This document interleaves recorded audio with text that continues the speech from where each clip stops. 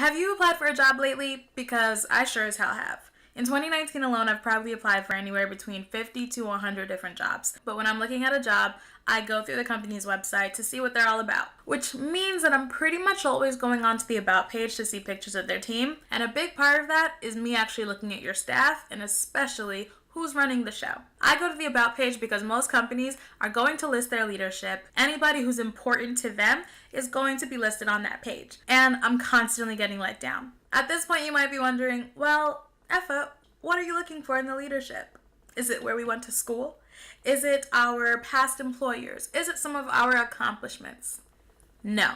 Literally all I'm looking for are the genders and races represented in your leadership team and whether or not I feel like that's a fair and balanced representation of your staff. You could easily organize a diversity photo shoot with all the black and brown people hanging around the office, splash that all over your homepage, and fool just about anybody else. But for me, I understand that that doesn't tell me anything about where these people are in your organization. In my experience, women and people of color usually get hired as the help. I'm talking about administrative assistants, human resources, office managers, facility managers, all of these people whose jobs it is to make your life easier. These are the folks who make sure that Janice in accounting has a birthday cake. They're the ones who manage your calendar. They're the ones who make sure that the kitchen is restocked every single week with that really particular juice from that specialty store down the street that you like. Everybody that helps you guys run your day-to-day operations without having any sort of creative or technical input into whatever the fuck this company does. So when I find out about a job opening and I know that I'm super qualified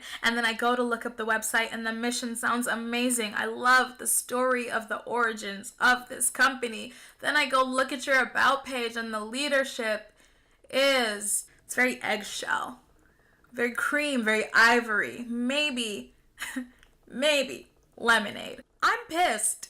Not a single face that looks like mine, which immediately discourages me from wanting to apply.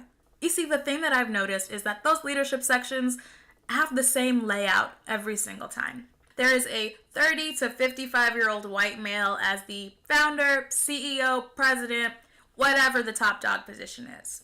The next three top level positions are probably also white males in the same age range. CFO, CTO, COO, all those initials, usually some white men. Then you'll see maybe one female who is either white or ethnically ambiguous, and another female who is a woman of color. And 9 times out of 10, at least in California, she's probably Asian. And then you'll see a slew of other men, some white, some not, but the fact of the matter is it's pretty much just those two ladies and not a lot of color. Stuff like that is really depressing for me as a little black girl.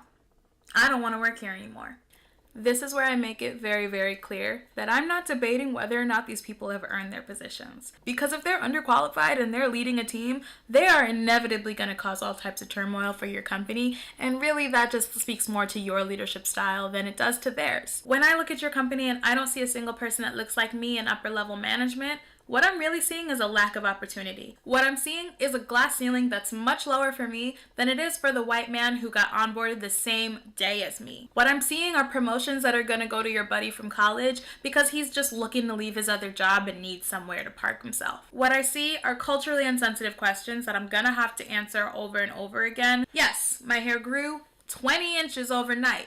Stop asking about it, don't ask to touch it, and Google it. Braids have been around for a very long time, which is why I'm so perplexed as to why you guys don't understand how weave works. And even worse, I'm seeing all of the ideas that are going to be missed, passed over, or completely screwed up because of a lack of diversity at the table. And you know what's crazy is when you actually do get called in for an interview at one of these companies, there's always a receptionist of color at the front desk.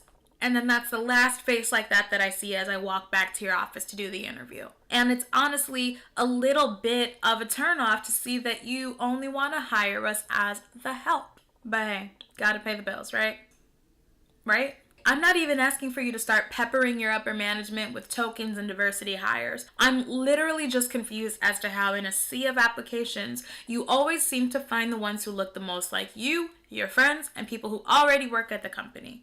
I know a lot of women who are great at what they do. I know a lot of people of color who are great at what they do. Of course, you're not going to hire a lesser qualified person of color or woman just because you need the diversity hire, but at the same time, you're not going to attract the higher level talent if they don't see themselves reflected in your staff. But that's just me. What do I know? I've never had to run a company before. I'm asking why you guys even have diversity and inclusion departments if they're taking their orders from a cisgendered, heterosexual, college-educated, middle-class, middle-aged, white male. How sway? At the end of the day, your about pages are snitching on your business practices. I don't have a solution for these companies on how they can make their homogenous leadership boards look a little more appealing to people like me, but if you do, go ahead and leave a comment below and tell me what you're thinking.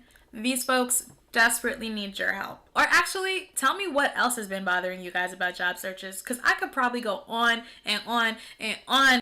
I gotta go back to writing some cover letters and hope and pray that a hiring manager never sees this. I'll see you guys again in the future.